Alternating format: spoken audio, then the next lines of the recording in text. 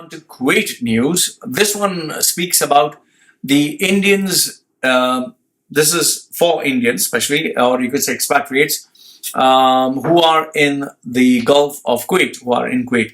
So you have this guy. His name is Rafeek Ravunther. Ravunther. I hope I got his name right. Rafeek Ravunther, who is a producer of a show, of a long-running show that airs in the southern state of Kerala. That is, land of the coconuts, land of the God's paradise, whatever, God's country. The name of the show is Pravasalokam. Pravasalokam. Okay, Migrants World. So, as for this show, what it kind of airs is the stories of exploitation of migrant workers, many of them, especially women, who go to the Gulf countries hoping for a better life. But once they are there, they realize they've been tricked to coming to the Gulf.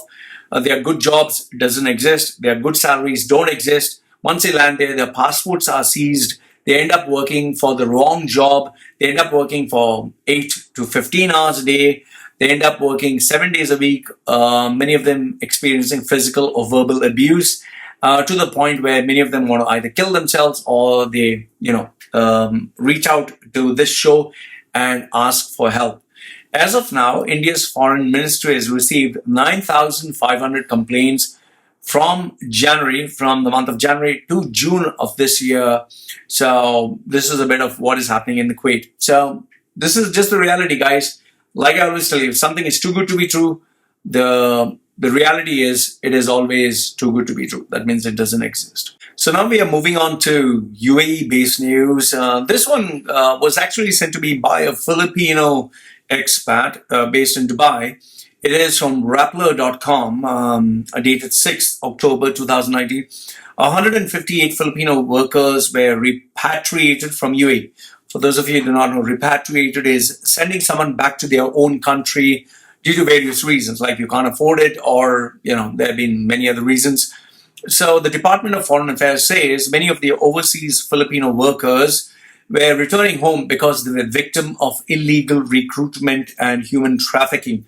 The Department of Foreign Affairs, DFA, said the new repatriates brings along more than 4,000, has brought along 4,800 since January of this year.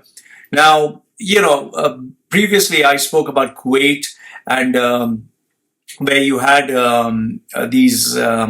there was this Keralite show which was bringing back people from Kuwait, Indians. So now you have Filipinos from the UAE. If you actually look at it in the Middle East, it's not everywhere, it's not everyone, but there are plenty of expatriates who are stuck working for a company or working for, let's say, a citizen of the country. I personally know of a Filipina who was kind of jailed by this Arab family. They wouldn't let her use her phone, they wouldn't let her use her passport, nothing. And she was afraid because that person, according to her, was very powerful. So she was given a free accommodation. She was given food and everything, which is very basic. It's not like she was enjoying a 5-star meal. She was treated more like a slave. However, the only saving grace for her was the fact that she used to get money every month and she could look after her family. But she was not allowed to go out. She was not allowed to make friends. She was not allowed to leave.